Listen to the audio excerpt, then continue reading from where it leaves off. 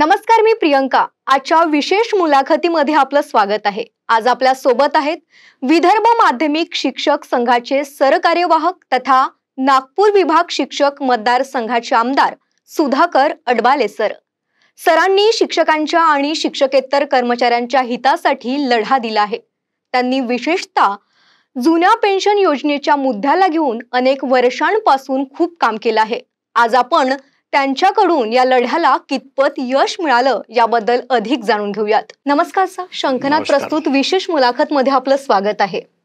Sir, शिक्षक आणि शिक्षकेतर कर्मचाऱ्यांच्या कोणत्या समस्यांवर आपण लक्ष केंद्रित केलं आहात आणि त्यांच्या प्रमुख मागण्या काय आहेत? आमचे विदर्भ माध्यमिक शिक्षक संघ हा संपूर्ण विदर्भामध्ये जवळपास 40,000 शिक्षकांचा संघ आहेत आणि या संघटनेच्या माध्यमातून मागील 30 वर्षापासून मी सतत शिक्षकांच्या रास्त मागण्यासाठी, शिक्षकावरती होणाऱ्या अन्यायासाठी संघटनेच्या माध्यमातून लढा देत आहो।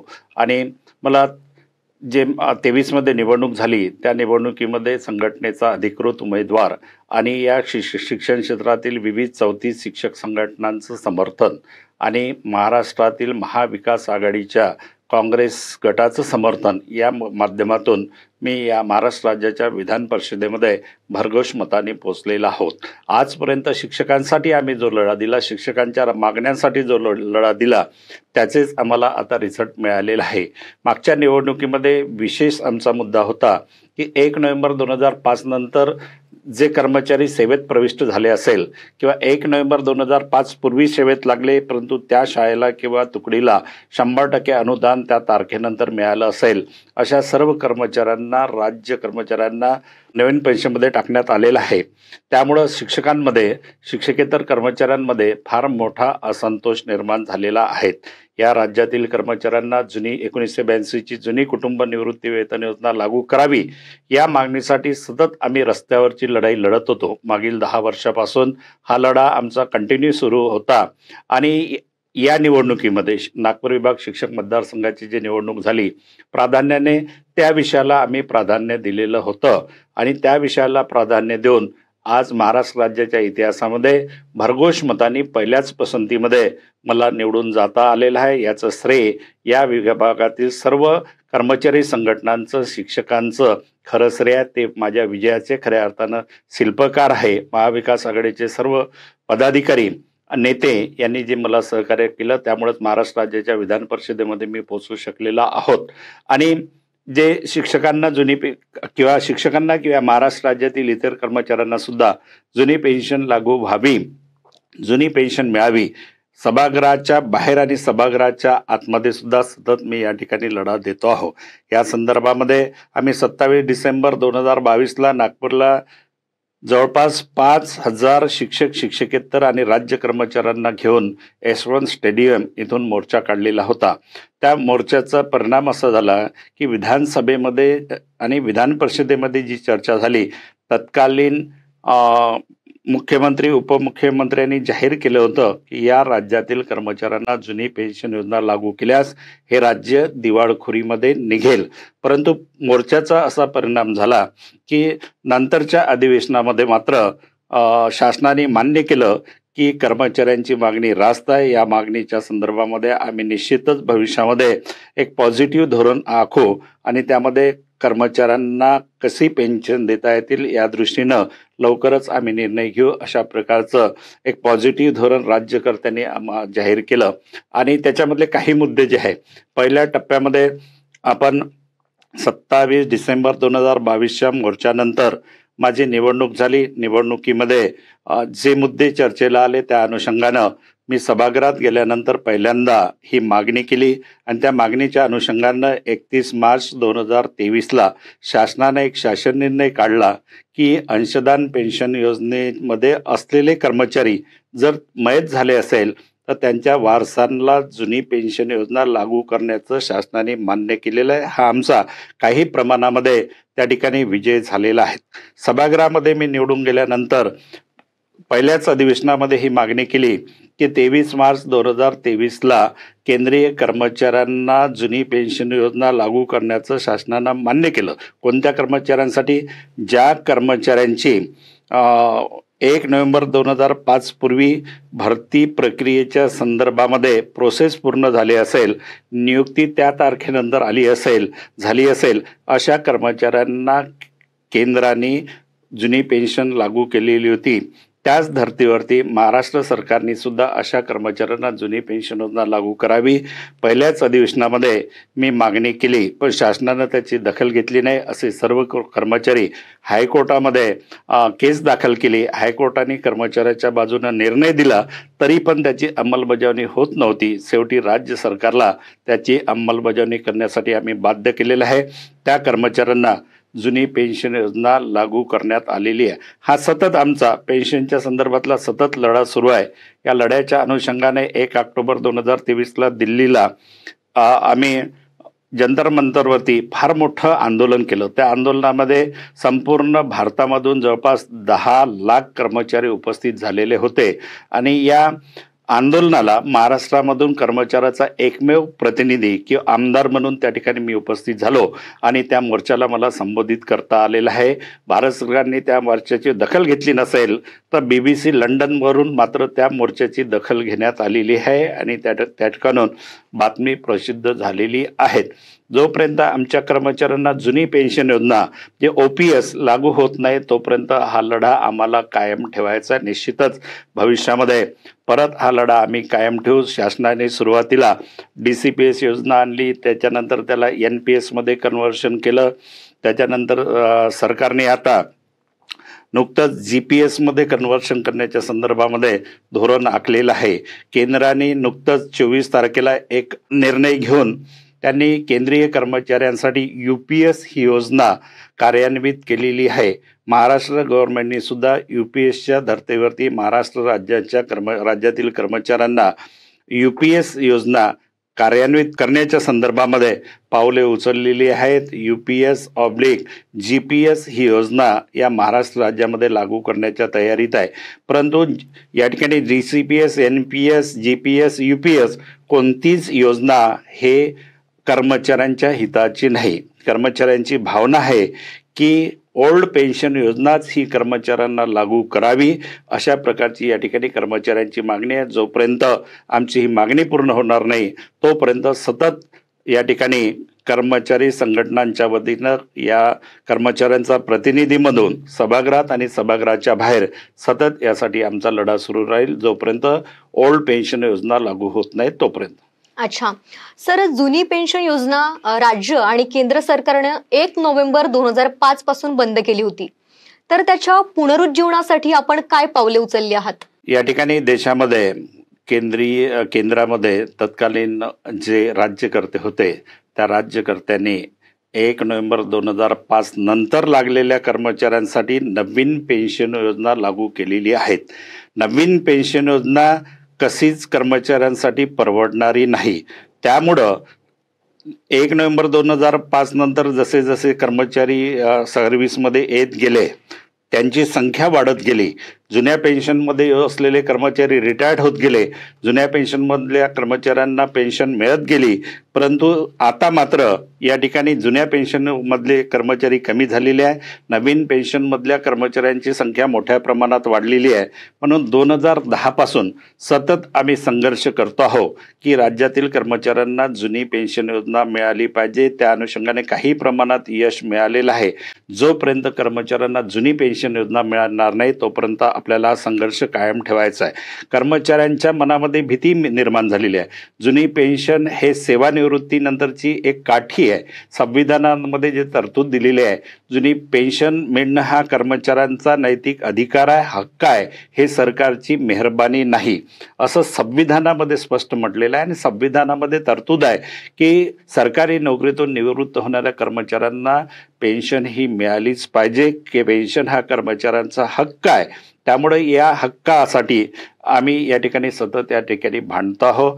जुनी पेन्शन आणि नवीन पेन्शन यांच्यामधले जर तुलनात्मक अभ्यास केला, कशाच प्रकारे नवीन पेन्शन ही शेअर मार्केटवरती आधारित पेन्शन योजना असल्यामुळे भविष्यामध्ये मिळणारे लाभ हे निश्चित स्वरूपाचे नाही, परंतु जुन्या पेन्शनमध्ये जे लाभ दिलेले आहे हे निश्चित स्वरूपाचे लाभ आहे.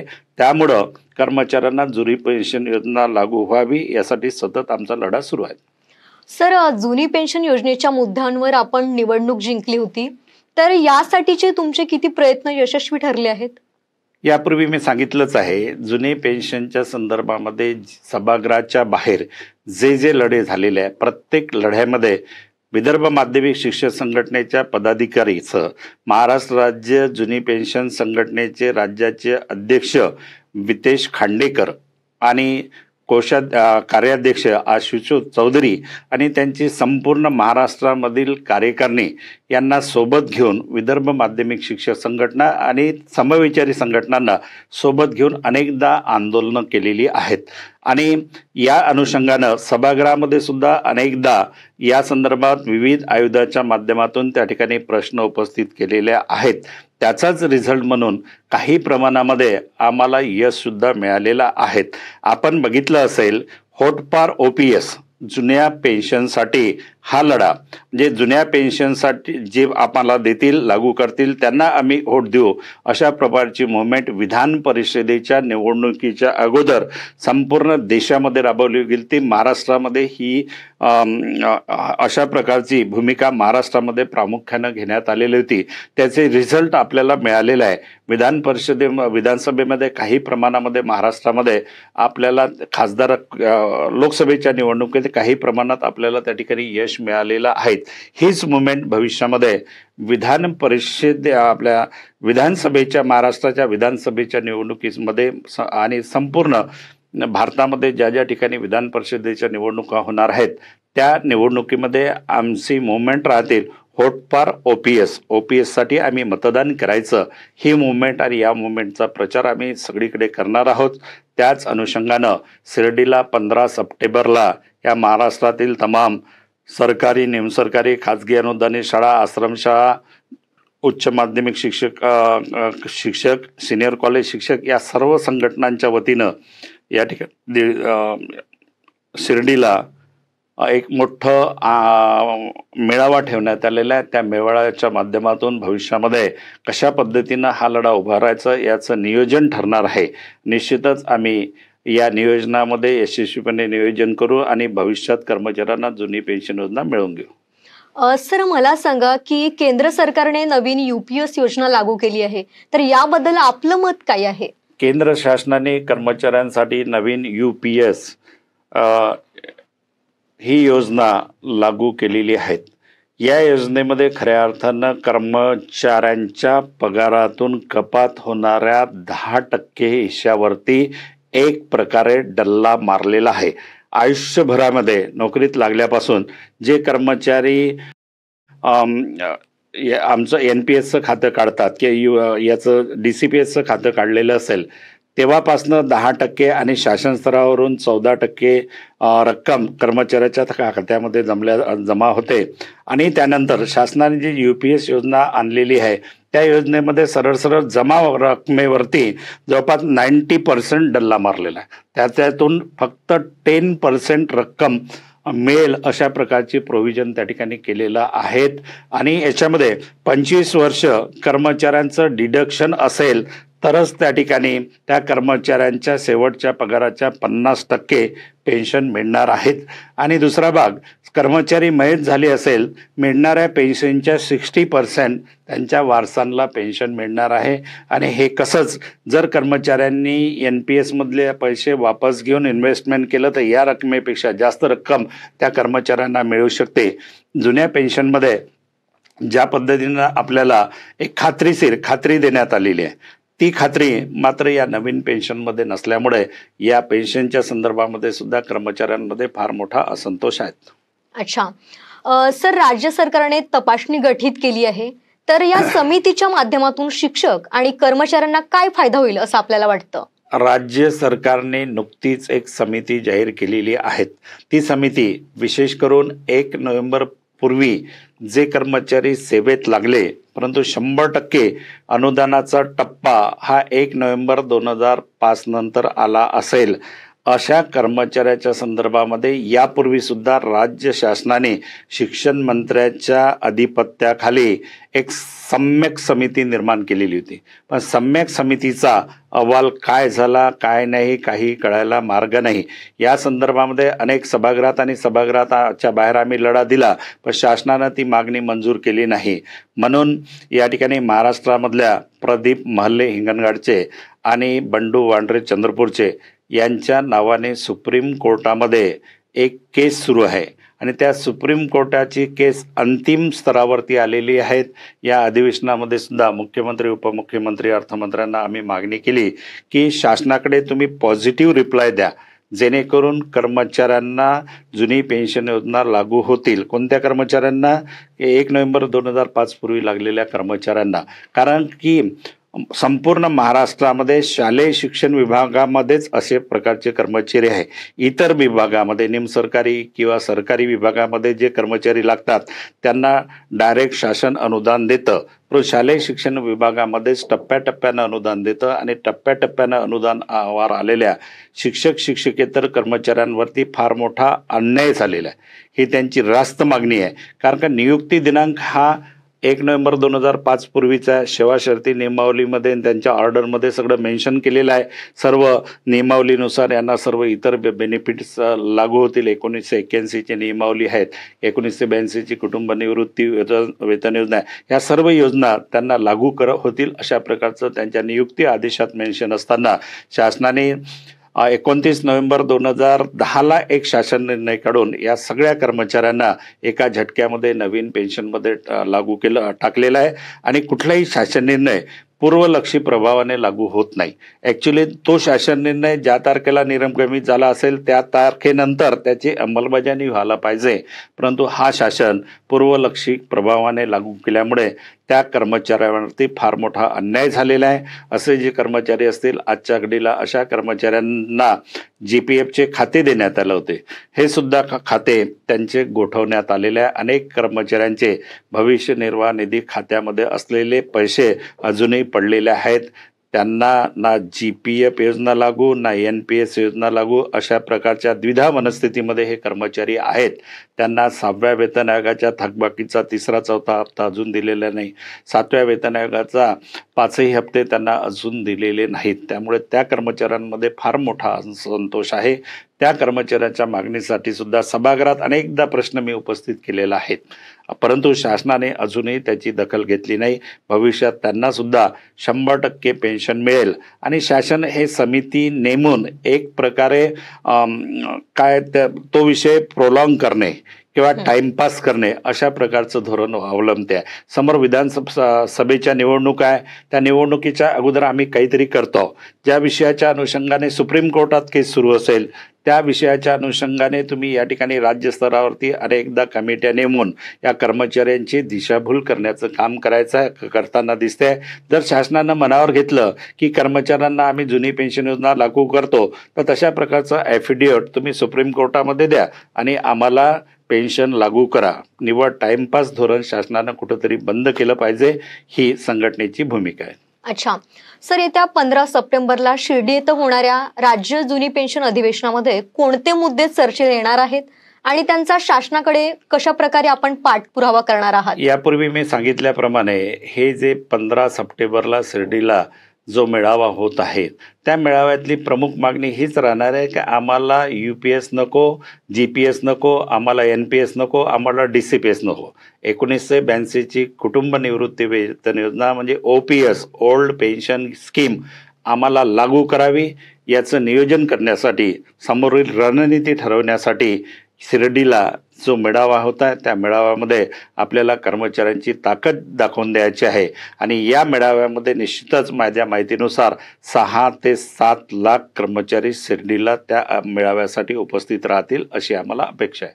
अच्छा सर, मला सांगा की जुनी पेन्शन या योजनेच्या मुद्द्यांवरून विद्यमान सरकारला फटका बसेल काय? निश्चितच, कारण लोकसभेमध्ये ज्या पद्धतीनं आमच्या कर्मचारी संघटनांनी काम केलेलं आहे, महाविकास आघाडीच्या संपूर्ण उमेदवाराला विदर्भ माध्यमिक शिक्षक संघटनेचा जाहीर पाठिंबा दिलेला होता आणि आमच्या समस्त कार्यकर्त्यांनी महाविकास आघाडीचे खासदार विदर्भामध्ये कसे निवडून येतील या दृष्टीने मी स्वतः आणि आमच्या पदाधिकाऱ्यांनी हिरिरीनं भाग घेऊन काम केलेलं आहे. त्यामुळेच पूर्व विदर्भाचा जरी विचार केला तर या विदर्भामध्ये 10 पैकी 7 सीटा महाविकास आघाडीच्या भरघोष मताने निवडून सुद्धा आलेला आहे. ज्या पद्धतीनं लोकसभेमध्ये महायुतीला फटका बसला तसाच विधानसभेमध्ये सुद्धा निश्चितच या विषयाचा फटका विधानसभेमध्ये महायुतीला बसेल. त्याचा फायदा महाविकास आघाडीच्या उमेदवाराला निश्चितच होईल. सर, आपण शिक्षक आणि कर्मचाऱ्यांच्या हितासाठी आपण लढा देत आहात. या व्यतिरिक्त कोणकोणते सामाजिक कार्य आपण केलेले आहात ते सुद्धा आमच्या दर्शकांना सांगा. या जवळपास माझ्या नोकरीच्या कालखंडामध्ये अनेक सामाजिक कार्यामध्ये माझा सहभाग राहिलेला आहे. गोरगरीब विद्यार्थ्यांना मदत करणे, शिक्षक अडीअडचणीमध्ये असेल, त्यांच्यावरती अन्याय झाला असेल तर त्याची बाजू शासन दरबारी मांडणे, या अनुषंगाने या क्षेत्रात काम करत असताना माझ्या लक्षात आलं की शिक्षकांच्या आर्थिक गरजा भागवण्यासाठी सुद्धा आपण काम केलं पाहिजे. त्या अनुषंगाने मी चंद्रपूरला 2004 मध्ये कर्मचारी सहकारी पतसंस्थेचं रजिस्ट्रेशन केलं आणि शिक्षकांच्या आर्थिक गरजा अल्प व्याजदरामध्ये आर्थिक गरजा भागविणे या दृष्टीनं काम करायला सुरुवात केली. आज ती संस्था आमची 700 करोडच्या वरचं टर्नओव्हर झालेलं आहे. 15 ब्रँचेस आहे पूर्व विदर्भाच्या 6 जिल्ह्यांमध्ये आणि जवळपास 7,00,000 कर्मचारी त्या ठिकाणी सहभागी झालेले आहेत. या पद्धतीनं सहकार क्षेत्रामध्ये, सामाजिक क्षेत्रामध्ये, शैक्षणिक क्षेत्रामध्ये सतत काम करता करता आज मला ही संधी मिळालेली आहे. सभागृहामध्ये निवडून गेल्यानंतर शिक्षण क्षेत्राच्या समस्या विद्यार्थी केंद्रबिंदू मानून शिक्षकांकरवी शिक्षणाची सेवा करणे हे ब्रीद वाक्य घेऊन मी सतत सभागृहामध्ये विद्यार्थ्यांच्या, पालकांच्या, शेतकऱ्यांच्या, शेतमजुरांच्या, संस्था चालकांच्या, पर्यावरणपूरक बाबीच्या संदर्भात शेतकऱ्यांच्या समस्या, विशेष करून शेतकऱ्यांना त्यांच्या शेतीवर किंवा बांधावर जाण्यासाठी पांदन रस्ते उपलब्ध करून द्यावे आणि ज्या विभागातून मी आलेलो, माझा चंद्रपूर नेटिव्ह जिल्हा, ह्या चंद्रपूर जिल्ह्यामध्ये मोठ्या प्रमाणामध्ये उद्योगधंदे असल्यामुळे फार मोठ्या प्रमाणामध्ये तिथं प्रदूषणसुद्धा असल्याचं मला जाणवलं. या सगळ्या समस्या घेऊन प्रदूषणाच्या विषयाला किंवा बोगस भरती, म्हणजे MSCBचं युनिट आहे दुर्गापूर औष्णिक विद्युत केंद्र, त्या ठिकाणी बोगस म्हणजे प्रकल्पग्रस्तांच्या ज्या भरत्या होत होत्या या भरत्याच्या विरोधामध्ये सुद्धा सभागृहामध्ये आवाज उठवला आणि त्यांना सुद्धा न्याय देण्याचं काम केलेलं आहे. शिक्षण क्षेत्रामध्ये फार मोठा भ्रष्टाचार वाढलेला आहे. या भ्रष्टाचाराला कुठेतरी आळा बसला पाहिजे. त्या अनुषंगाने चंद्रपूरच्या तत्कालीन शिक्षणाधिकारी कल्पना चव्हाण यांनी खूप अनियमितता केली, खूप भ्रष्टाचार केला की करत असल्याचं माझं निदर्शनास आलं. तो मुद्दा मी अधिकाऱ्यांकडे, आयुक्तांकडे, डेप्टी डायरेक्टरकडे त्या अनुषंगाने तक्रार केली. तक्रारीच्या अनुषंगाने चौकशी झाली आणि त्यांना दोषी पकडण्यात आलेलं होतं. या संदर्भात जानेवारी 23ला त्यांना दोषारोपसुद्धा दिलेलं होतं, परंतु त्यांच्यावरती कारवाई होत नव्हती. त्यामुळं या बजेट अधिवेशनामध्ये मी 5 जुलैला हा प्रश्न सभागृहामध्ये तारांकित प्रश्नाच्या माध्यमातून उपस्थित केला आणि या अधिकाऱ्यांना निलंबित करावं, कल्पना चव्हाण तत्कालीन शिक्षण अधिकारी माध्यमिक चंद्रपूर यांना निलंबित करावं आणि त्यांची SIT मार्फत चौकशी व्हावी अशी सभागृहामध्ये मागणी लावून धरली. शिक्षण मंत्र्यांनी त्या जर दोषी असेल त्यांना शोकास दिलेला आहे. शोकास उत्तर आल्यानंतर 7 दिवसामध्ये आम्ही त्यांना निलंबनाची कारवाई करतो अशा प्रकारचं आश्वासन दिलं. 1 महिना होऊनही निलंबन होत नव्हतं. परत अधिकाऱ्यांकडे पाठपुरावा करून त्यांचं 26 ऑगस्टला निलंबनाचा त्यांचा आदेश पारित झालेला आहे. त्या निलंबित सुद्धा झालेला आहे. जे अधिकारी शिक्षक, शिक्षकेतर कर्मचाऱ्यांना की इतर कर्मचाऱ्यांना वेटीस धरत असेल त्या कर्मचाऱ्यांवरती शिस्तभंगाची कारवाई करण्यासाठी मी सतत अग्रेसर राहिलेल्या अनेक अधिकाऱ्यांच्या मी चौकशा सुद्धा लावलेल्या आहेत. त्या चौकशीमध्ये अनेक अधिकारी दोषी असल्याचं मला आढळून आलेलं आहे. अधिकाऱ्यांना शासन जर पगार देत असेल तर त्या पगारामध्ये त्यांनी आपलं कर्तव्य बजावलं पाहिजे. इतर भ्रष्टाचाराच्या माध्यमातून अवैध संपत्ती जमा करण्याच्या मागे त्यांनी लागू नये अशा प्रकारची नेहमी आमची भूमिका राहिलेली आहे आणि त्या भूमिकेला न्याय देण्याचं काम आम्ही करतो. या ठिकाणी महाराष्ट्रातील शैक्षणिक व्यवस्थेचा जर विचार केला तर महाराष्ट्रामध्ये जवळपास 2 मे 2012 पासून शिक्षकांची अनेक पदं रिक्त आहे. रिक्त पदं भरावी यासाठी सभागृहामध्ये तारांकित प्रश्न मी उपस्थित केला. मुंबईच्या प्रमुख वर्तमानपत्रातून माझ्या नावानं ती बातमीसुद्धा प्रसिद्ध झालेली आहे. काही प्रमाणामध्ये विथ इंटरव्ह्यू स्थानिक स्वराज्य संस्थांमध्ये शिक्षकांची पद भरती होताना आपल्याला दिसते आहे. काही 30% रिक्त पदाच्या 30% पहिल्या टप्प्यामध्ये या भरत्या झालेल्या आहेत. आमचं म्हणणं असं आहे की गुणवत्ता टिकवणे, की भविष्याची पिढी घडवणे, उद्या या सुदृढ अशा भारताचे नागरिक हे सुशिक्षित असले पाहिजे, चांगले असले पाहिजे. या दृष्टीनं विद्यादान करण्यासाठी शिक्षक हे पुरेसे असले पाहिजे ही आमची नेहमी मागणी राहिलेली आहे. त्या अनुषंगानं शिक्षकांकडे जी महाराष्ट्रामध्ये अशैक्षणिक कामे फार मोठ्या प्रमाणात दिली जातात, शिक्षकांकडली अशैक्षणिक कामे काढून घेण्यात यावी यासाठी सुद्धा सभागृहामध्ये निवडून गेल्यानंतर मी अनेकदा शासन दरबारी पाठपुरावा केलेला आहे. बालकाचा मोफत व सक्तीचा शिक्षणाचा अधिनियम 2009 महाराष्ट्रामध्ये लागू झालेला आहे. त्या नियमावलीमध्ये कलम क्रमांक 27 क मध्ये स्पष्ट म्हटलेलं आहे की दशवार्षिक जनगणना, निवडणुका आणि नैसर्गिक आपत्ती अशा वेळेसच शिक्षकांच्या सेवा वर्ग करण्यात यावा. इतर कुठल्याही बाबीसाठी शिक्षकांच्या सेवा वर्ग करण्यात येऊ नये अशा प्रकारचे स्पष्ट बालकाचा मोफत व सक्तीच्या अधिनियमामध्ये तरतूद आहे. तरी पण त्याची कारवाई होत नव्हती. म्हणून सभागृहाच्या बाहेर आम्ही पाठपुरावा केला आणि 24 ऑगस्टला शासनाने एक शासन निर्णय निर्गमित केलेला आहे. त्या शासन निर्णयामध्ये शासनाने शैक्षणिक कामे कोणती आणि अशैक्षणिक कामे कोणती याचं वर्गीकरण केलेलं आहे. त्या वर्गीकरणानुसार BLO जे मतदार नोंदणी अभियान जे राबवते आहे त्या अभियानामध्ये वर्षगणती आम्ही आमच्या शिक्षकांना त्यांच्यामध्ये गुंतवलेलं आहे. इतर कामं, सर्वेक्षणाची इतर कामं सुद्धा आमच्या शिक्षकांकडे दिली जात आहे. आमची मागणी आहे की ज्या कामासाठी आमच्या शिक्षकांच्या नियुक्त्या झालेल्या आहेत तेच कामं आमच्या शिक्षकांना करू द्या. विद्यार्थ्यांना शिकवण्यासाठी आमची नियुक्ती झालेली आहे. विद्यार्थ्यांना आम्हाला शिकवू द्या आणि शिकवल्यानंतर जर गुणवत्ता आढळून येत नसेल तर आमच्यावरती कारवाई करा. त्या कारवाईला आम्ही जबाबदार राहू. परंतु अनेक उपक्रम या ठिकाणी राबवले जातात आणि विद्यार्थ्यांच्या शिक्षणाकडे एक दुर्लक्ष केले जाते. म्हणून अशैक्षणिक कामे शिक्षकाकडून काढून घ्यावी यासाठी कालच या नागपूर विभागाच्या विभागीय आयुक्त माननीय विजया कुमारी बिद्री मॅडम विभागीय आयुक्त यांना मी निवेदन दिलेलं आहे. या पूर्व विदर्भाच्या 6 जिल्ह्याच्या जिल्हाधिकाऱ्यांना तुम्ही निवेदन म्हणजे आदेश द्या की शिक्षकाकडे असलेली अवांतर कामे तात्काळ काढण्यात यावी अशा प्रकारची मी मागणी केलेली आहे. सर, मला सांगा की शिक्षक आणि शिक्षकेतर कर्मचाऱ्यांच्या मागण्यांसाठी सभागृहामध्ये तारांकित आणि लक्षवेधी किती प्रश्न आपण मांडले आहात आणि पूर्ण राज्यामध्ये आपण किती सभा घेतलेल्या आहात?